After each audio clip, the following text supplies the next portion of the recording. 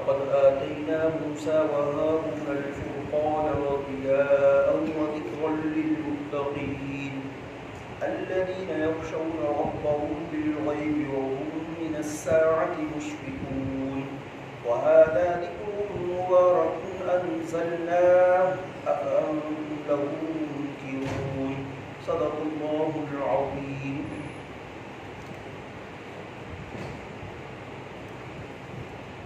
سامعین، ما قبل کی آیات کے اندر اللہ العزت نے اس بات کا تذکرہ فرمایا کہ ہم نے غیر مسلموں کو، کافروں کو، مشرکوں کو طویل عمر عطا فرمائی اور اس طویل عمر میں رہنے سہنے کا ساز و سامان بھی عطا فرمایا. اب اس وقت ان کو دنیاوی اعتبار سے اچھی زندگی عطا فرمائی تو وہ کہنے لگے کہ دیکھو، اگر اللہ ہم سے ناراض ہوتا نا، ہمارے عمل پر اللہ ناراض ہوتا تو ہمیں دنیاوی اعتبار سے مال نہ دیتا. ہم تو شاہانہ زندگی گزار رہے ہیں، فقر و فاقہ سے بچ کر زندگی گزار رہے ہیں. اعتراض کرتے تھے کہ اللہ کے نبی صلی اللہ علیہ وسلم کے جو ساتھی ہیں، رفقاء ہیں، صحابہ کرام ہیں، ان کے پاس پہننے کے لیے کپڑے نہیں، جوتے نہیں اور کھانے کے لیے کوئی چیز نہیں، لہذا وہ دنیا کے مال و متاع کو اس بات پر قیاس کرتے تھے کہ اللہ ہم سے راضی ہے اور تم سے نعوذ باللہ ناراض ہے، اس لیے تمہیں اتنی مشقت میں ڈالا ہوا ہے. حالانکہ ان کو یہ بات معلوم نہیں کہ اللہ کے نبی صلی اللہ علیہ وسلم فرماتے ہیں کہ حدیث قدسی ہے، اللہ رب العزت نے فرمایا کہ اللہ رب العزت کے ہاں دنیا کی قدر و قیمت ایک مچھر کے پر کے برابر بھی نہیں. یعنی اللہ رب العزت دنیا کو پسند نہیں فرماتے. اگر اتنی بھی قدر و قیمت ہوتی تو اللہ رب العزت کافر کو ایک بوند پانی تک نہ دیتے. تو انہوں نے یہ تصور کیا تو اللہ رب العزت نے ارشاد فرمایا ہم نے ان لوگوں کو زندگی بھی طویل عطا فرمائی، مال و متاع بھی عطا فرمایا. اور اس کے بعد اللہ رب العزت کے پیارے حبیب صلی اللہ علیہ وسلم فرمایا کہ تم لوگ کہتے ہو میں اپنی طرف سے تمہیں ڈراتا ہوں. آخرت کے متعلق پیارے حبیب صلی اللہ علیہ وسلم فرماتے تھے بھئی تم توحید کا اقرار کرو، کفر سے انکار کرو اور شرک سے باز آ جاؤ تاکہ تم کامیاب ہو جاؤ گے، ورنہ سخت ترین عذاب ہوگا. انسان مرنے کے فوراً بعد جس وقت انسان کی روح نکلنے لگتی ہے تو فوراً جنت اور جہنم کے فرشتے آ جاتے ہیں سامنے ہی. اس کو اگر تو نیک وقت ہے تو جنت سامنے کر دی جاتی ہے، اچھے اس کو فرشتے اس کی روح کو نکالنے کے لیے آتے ہیں جو پیار و محبت کے ساتھ اس روح کو نکالتے ہیں. اگر بدبخت ہے، نافرمان ہے، گناہ گار ہے، کافر ہے، مشرک ہے تو ایسے شخص کی روح کو نکالنے کے لیے سخت ترین جہنم والے فرشتے آتے ہیں. اور پھر اللہ کے نبی صلی اللہ علیہ وسلم نے فرمایا کہ ایسے شخص کی روح کو اس طرح نکالا جاتا ہے جس طرح خاردار جھاڑی ہوتی ہے نا، یا جو بیری ہوتی ہے اس کے کانٹے بھی ہوتے ہیں، باقی چیزوں کے ہوتے ہیں کانٹے لیکن ان کے کانٹے بالکل سیدھے ہوتے ہیں. بیری کے کانٹے موڑے ہوئے ہوتے ہیں، اس شکل میں ہوتے ہیں. اگر اس میں کوئی کپڑا پھنس جائے تو وہ نکلتا نہیں ہے عموماً. تو فرمایا اس طرح انسان کی جان نکالتے ہیں وہ فرشتے. اور روح جو ہے نا جسم کے اندر چھپتی پھرتی ہے. تو فرمایا اللہ کے نبی صلی اللہ علیہ وسلم میں اپنی طرف سے کوئی بات نہیں کہتا، جو مجھے وحی کی جاتی ہے اس کے مطابق تمہیں ڈراتا ہوں. پھر اللہ رب العزت نے میزان کے متعلق بیان فرمایا کہ انسان جو عمل کر رہا ہے زبان سے ہو یا انسان اپنے جو ہے جوارح سے کرے، اعضاء سے کرے، وہ انسان کے اعمال جو ہے نا جمع ہو رہے ہیں. کل قیامت کے دن اللہ رب العزت میزان عدل کے اندر ان کو تولے گی.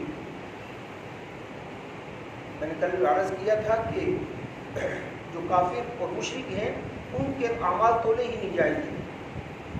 فلا نقیم لهم یوم القیامت وزنا. سورۃ کہف کے اندر اللہ رب العزت ارشاد فرماتے ہیں ان کے لیے ہم تو میزان عدل قائم ہی نہیں کریں گے.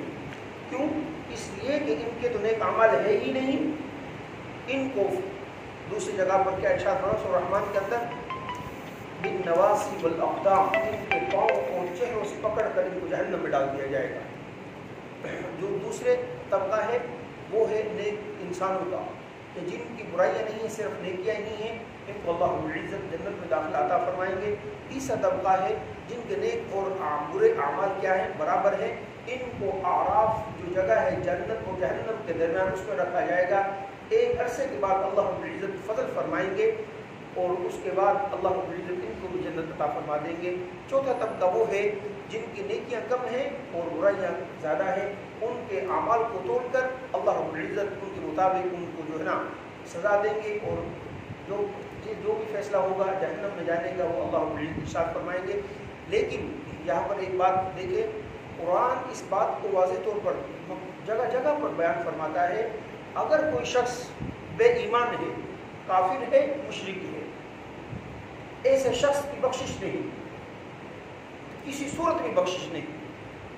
ایک شخص گناہ گار ہے، اس کے اندر ایک خامی نہیں، 101 خامیاں ہیں، لیکن ایمان کا نور اس کے دل کے اندر موجود ہے، وہ خواہ کتنا بھی بڑا گناہ گار ہے، ایک نہ ایک دن اس کی امید ہے کہ ایسا شخص جہنم سے نکل جائے گا اور جنت میں داخل کر دیا جائے گا، کیوں گناہوں کی وجہ سے اس کو اپنی سزا تو ملتی پڑے گی۔ لیکن اگر دل کے اندر ایمان ہی نہیں ہے، ایمان کا نور نہیں ہے، پھر بخشش کی کوئی صورت نہیں ہے۔ اللہ رب العزت نے آج کی آیات کے اندر اپنے پیارے حبیب صلی اللہ علیہ وسلم کو تسلی دی، فرمایا پیارے حبیب صلی اللہ علیہ وسلم آپ پریشان نہ ہوں۔ وَلَقَدْ آتَيْنَا مُوسَىٰ وَهَارُونَ الْفُرْقَانَ، البتہ تحقیق ہم نے دیا موسیٰ اور ہارون کو الفرقان، فرقان کہتے ہیں حق اور باطل کے درمیان فرق کرنے والی چیز کو، وضیاء اور روشنی۔ ضیاء سے مراد وہ سیدنا موسیٰ علیہ السلام کو اللہ رب العزت نے جو معجزات عطا فرمائے تھے کہ آپ جو ہے نا، فرقان سے مراد وہ لاٹھی تھی کہ جس وقت ڈالتے تو مکمل وہ اسلحہ بن جاتی اور تمام سانپوں کو نکل جاتی، جس کا واقعات ہم پیچھے تفصیل کے ساتھ پڑھ کر آئے ہیں۔ اس کو کہتے ہیں فرقان، حق اور باطل کے درمیان فرق کرنے والی چیز۔ یہی وجہ تھی کہ جس وقت ان جو جادوگر تھے انہوں نے جس وقت اپنی لاٹھیاں اور رسیاں ڈالی نا، تو وہ تو شوکہ بازی تھی، آنکھوں کا دھوکہ تھا۔ جس وقت انہوں نے دیکھا کہ موسیٰ علیہ السلام نے اب عصا کو ڈالا ہے، لاٹھی کو ڈالا ہے، اور یہ لاٹھی اتنا بڑا اژدہا بن گئی کہ اس نے ہمارے تمام سانپوں کو اور لاٹھیوں کو نگل لیا ہے، وہ کہنے لگے کہ یہ جادو نہیں ہے، یہ حق ہے۔ الفرقان، حق اور باطل کے درمیان فرق کرنے والی چیز، وہ ہم نے موسیٰ علیہ السلام کو عطا فرمائی۔ وضیاء اور روشنی، یعنی آپ علیہ السلام سیدنا موسیٰ علیہ السلام اپنے ہاتھ کو بغل کے اندر ڈالتے اور نکالتے تو وہ سورج کی طرح روشن ہوتا۔ وَذِكْرَىٰ لِلْمُتَّقِينَ، اور نصیحت عطا فرمائی متقین کے لیے، تقوی اختیار کرنے والوں کے لیے، یعنی سیدنا موسیٰ علیہ السلام پر جو کتاب نازل فرمائی اللہ رب العزت نے، وہ تورات نازل فرمائی۔ قرآن کریم کے بعد تورات کا مقام اور مرتبہ ہے الذین یخشون ربهم بالغیب، متقین کا جو ہے نا اللہ رب العزت تعریف بیان فرما رہے ہیں، جس طرح سورہ بقرہ کی ابتدائی آیت کے اندر فرمایا نا ہدی للمتقین، یہ قرآن کریم ایسا ہے جس کے اندر کسی قسم کا شک و شبہ نہیں، اور یہ متقین کے لیے ہدایت ہے۔ اب متقین کی تعریف بیان فرما رہے ہیں اللہ رب العزت، الذین یؤمنون بالغیب، متقین وہ لوگ ہیں جو بن دیکھے ایمان لاتے ہیں۔ کیا ہم نے اللہ کو دیکھا ہے لیکن ایمان لے کر آئے ہیں؟ اللہ کے نبی صلی اللہ علیہ وسلم کو دیکھا ہے، ایمان لے کر آئے ہیں؟ کیا ہم نے برزخ کو دیکھا ہے؟ ایمان لے کر آئے ہیں؟ کیا ہم نے جنت کو دیکھا ہے؟ نہیں دیکھا، ایمان لے کر آئے ہیں؟ کیا ہم نے جہنم کو دیکھا ہے؟ نہیں دیکھا، ایمان لے کر آئے ہیں۔ فرمایا وہ لوگ جو بن دیکھے ایمان لاتے ہیں اور نماز قائم کرتے ہیں، اور جو ہم نے ان کو مال دیا ہے ان سے خرچ کرتے ہیں۔ فرمایا یہاں پر متقین کی کیا تعریف بیان کی گئی ہے؟ فرمایا الذین یخشون ربهم، جو اپنے رب سے ڈرتے ہیں، بالغیب، بن دیکھے۔ دیکھیں مجلس کے اندر گناہ سے تو ہر انسان بچتا ہے، اصل مسئلہ تب ہے کہ انسان خلوت میں ہو، تنہائی میں ہو، تب گناہ سے بچے، تب اس کے دل کے اندر یہ بات آئے کہ مجھے میرا رب دیکھ رہا ہے۔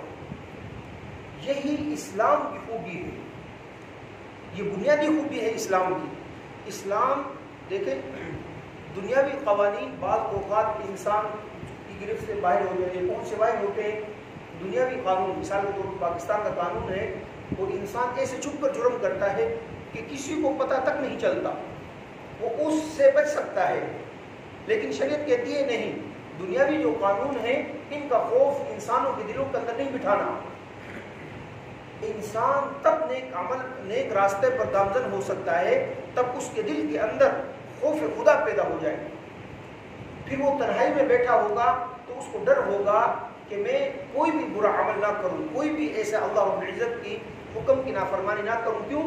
اس لیے کہ دنیا کے لوگ تو مجھے نہیں دیکھ رہے, لیکن اللہ کی ذات جس کی صفت یہ ہے وَهُوَ مَعَكُمْ أَيْنَمَا كُنتُمْ, وہ ہر وقت تمہارے ساتھ ہوتی ہے, تم جہاں کہیں بھی ہو. پھر انسان ہاتھ بھی لرز جاتے ہیں, ڈر جاتے ہیں اور خوف کی وجہ سے رک جاتے ہیں, گناہ نہیں کرتے. فرمایا متقین کون لوگ ہیں؟ یخشون ربہم, جو ڈرتے ہیں اپنے رب سے بالغیب بن دیکھے.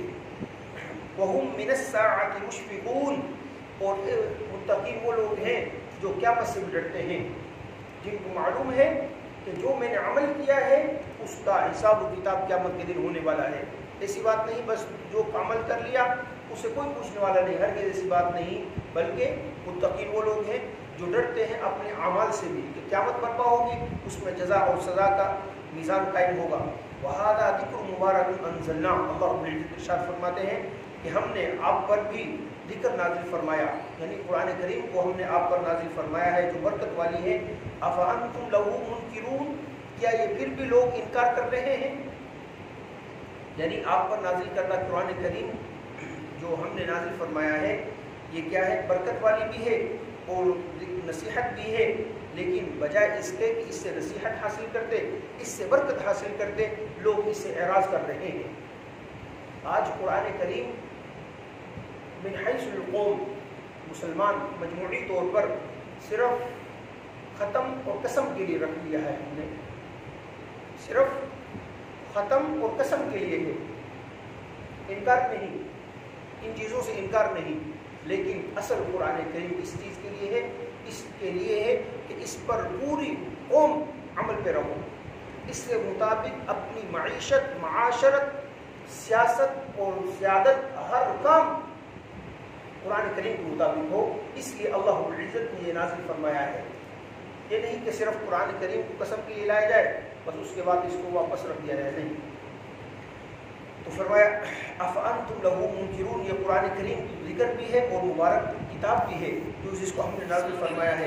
اس کے باوجود یہ لوگ منکر ہیں. اللہ کی عزت سے دعا ہے اللہ پاک مجھے اور آپ کو قرآن کریم کے عوامل پر عمل کرنے کی توفیق عطا فرمائے, ہمارے سمجھ کر زندگی گزارنے کی توفیق عطا فرمائے. اللہ پاک قرآن کریم کو ہم سب کو اپنی عملی زندگیوں میں لاگو کرنے کی توفیق عطا فرمائے. آمین. الحمدللہ.